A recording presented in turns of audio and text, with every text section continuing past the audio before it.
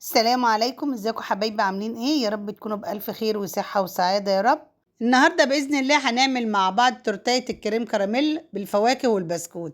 شايفين بقى جمالها؟ ما شاء الله اللهم بارك.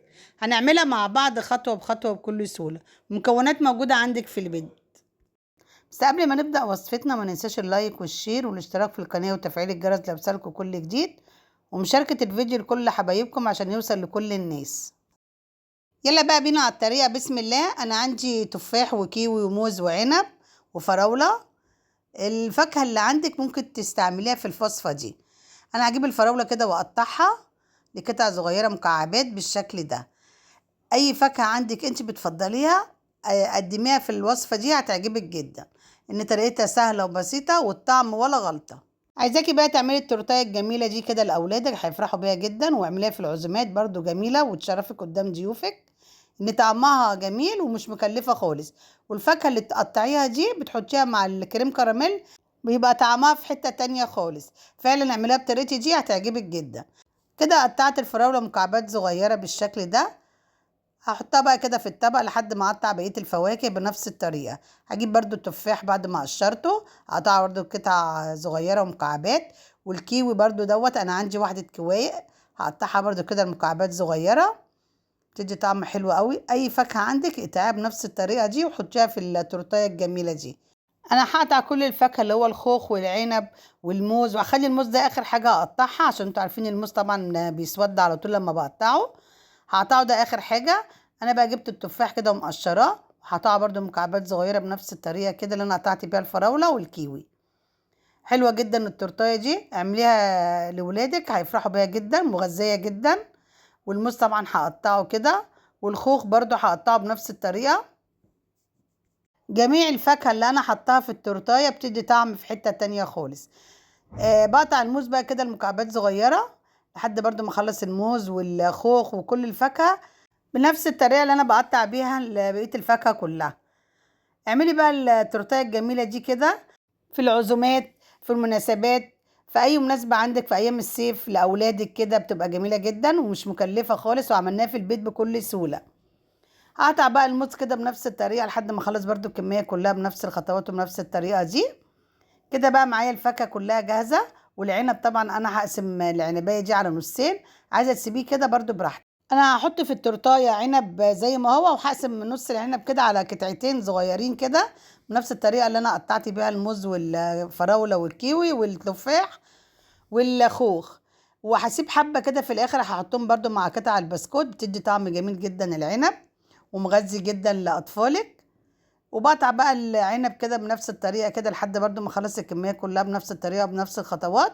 ودول طبعا حبه عنب زي ما هم كده ما قطعتهمش، بسيبهم كده بحطهم فوق البسكوت، بيدي طعم برضو جميل جدا.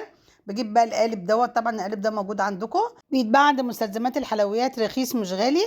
وده باكو بسكوت ساده بتاع الشاي، ممكن تزودي او تقللي ده براحتك. انا هجيب باكو بسكوت كبير كده اهلاوي. وطبعا بجيب قطع الفراولة بوزعها كده في القالب بنفس الطريقة. هوزع الفاكهة كلها كده بنفس الطريقة لحد ما اخلص رق بسكوت ورق فواكه لحد ما اخلص الكمية كلها بنفس الطريقة. جميلة جدا التورتايه دي، عايزاكم بقى تعملوها كده في ايام الصيف هتنفعكم جدا، وطريقتها سهلة وبسيطة والطعم ولا غلطة. بجيب بقى البسكوت كده وبكسره فوق الفاكهة دي، جميل وطعمه احلى واحلى. اخلص الكميه كلها كده بنفس الطريقه لحد ما اخلص الكميه كلها بنفس توزيع الفراوله والموز والكيوي والفاكهه كلها والعنب والبسكوت بنفس الطريقه وبنفس الخطوات. عايزاكم بقى تمشوا على خطوات بالظبط عشان تطلع معاكم الوصفه ناجحه 100%. وان شاء الله هسيب لكم المقادير في صندوق الوصف عشان تمشوا على الخطوات بالظبط تطلع معاكم الوصفه ناجحه 100%. فعلا جميله التورتايه دي وتستحق التجربه. اعمليها بطريقتي دي هتنبهري من النتيجه. بوزع بقى البسكوت كده فوق الفاكهه، مره فاكهه ومره بسكوت لحد ما اخلص الكميه بنفس الطريقه وبنفس الخطوات. بجيب بقى كازرونه كده وهضيف فيها 3 كوبايات حليب يكون كامل الدسم بالقشطه بتاعته، بتدي طعم جميل جدا. ودي تاني كوبايه، وهضيف التالت كوباية بنفس الطريقة كده يكون الحليب كامل الدسم، بيدي طعم في حتة تانية خالص. وده باكو كريم كراميل، وهجيب باكت كريم كراميل الاتنين في واحد، وبفضيهم كده في التلات كوبايات الحليب. جربوا بقى الطريقه دي هتعجبكم جدا. وبقلب المكونات دي كده لحد ما يندمجوا مع بعض، مش بحط سكر ان الكريم كراميل فيه سكر. وبقلب المكونات كده على البارد قبل ما ارفعهم على النار، واتاكد كويس جدا ان المكونات كلها دابت مع بعض. بجيب بقى الكازرونه كده وارفعها على النار، وبستمر كده في التقليب لحد ما يغلي معايا الكريم كراميل ويتقل ويبقبق معايا بالشكل ده. اهم حاجه ما بتشيليش ايدك من التقليب لحد ما الكريم كراميل يستوي معاكي ويدي قوام التقيل الجميل ده. وبستمر كده في التقليب لحد ما يتقل معايا الكريم كراميل ويغلي ويستوي معايا بالشكل ده. بدأ بقى الكريم كراميل يستوي معايا ويغلي بالشكل ده ويبقبق معايا كده. شايفين بقى الجمال والحلاوه ما شاء الله اللهم بارك. هقلب بقى كده. كده بقى معايا جاهز الكريم كراميل واستوى والمكونات كلها اندمجت مع بعض بالشكل ده. واهم حاجه تتاكدي ان الكريم كراميل غلى واستوى معاكي بالشكل ده. كده بقى اصبح الكريم كراميل جاهز معايا. اجيب بقى القالب الجميل اللي احنا محضرينه بالفاكهه والبسكوت، واوزع بقى الكريم كراميل كده فوق البسكوت والفاكهه الجميله دي.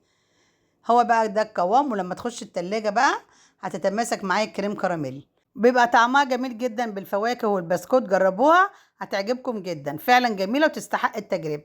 بعد بقى ما وزعت الكريم كراميل كده فوق الفواكه الجميلة كده، بجيب الشوكة وبقلب بقى الكريم كراميل كده مع الفواكه والبسكوت لحد ما القالب كله يبقى كريم كراميل.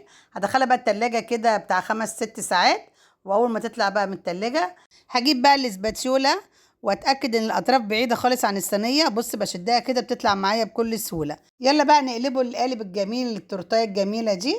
شايفين بقى الجمال ما شاء الله اللهم بارك، طلعت معايا بكل سهوله عشان مقاديري ناجحه 100%. اتمنى تجربوها بنفس الطريقه وبنفس الخطوات، وانا واثقه 100% ان هي هتعجبكم ان شاء الله. هجيب بقى الكراميل الجاهز اللي في الباكو الكريم كراميل واوزعه كده فوق التورتايه الجميله دي. شايفين بقى الجمال والحلاوه، شكلها وطعمها احلى واحلى، فعلا جميله وتستحق التجربه. ولو أول مرة تشاهدوا قناتي مطبخ سوما وأسهل الأكلات، أتمنى الاشتراك في القناة وتفعيل الجرس ليوصلكوا كل جديد. بعد بقى ما وزعت الكراميل كده فوق التورتيه الجميلة، أجيب بقى السكينة ونقطعها بقى كده. شايفين بقى التورتيه متماسكة ازاي، وطعمها وشكلها أحلى وأحلى. ايه رأيكم بقى في التورتيه الجميلة؟ سهلة بقى ولا مش سهلة؟ وعملناها في البيت بكل سهولة. شكلها وطعمها أحلى وأحلى، مفيهاش ولا غلطة. تعالوا بقى ندول تورتيه الكريم كراميل. اتفضلوا بقى معايا يا حبايبي، جميلة وتستحق التجربة. هي بقى دي تورتيه الكريم كراميل، سهلة بقى ولا مش سهلة؟ وعملتها في البيت بكل سهولة، مكونات موجودة عندك في البيت. وبكده تكون وصفتنا خلاص خلصت. أتمنى الفيديو ينول إعجابكم إن شاء الله. بشكركم جميعا على المشاهدة، في انتظار تعليقاتكم الجميلة بتسعدني دايما وبتشرفني وبتشجعني في تقديم الأفضل في القناة. والسلام عليكم ورحمة الله وبركاته، وأشوفكم في فيديو جديد إن شاء الله.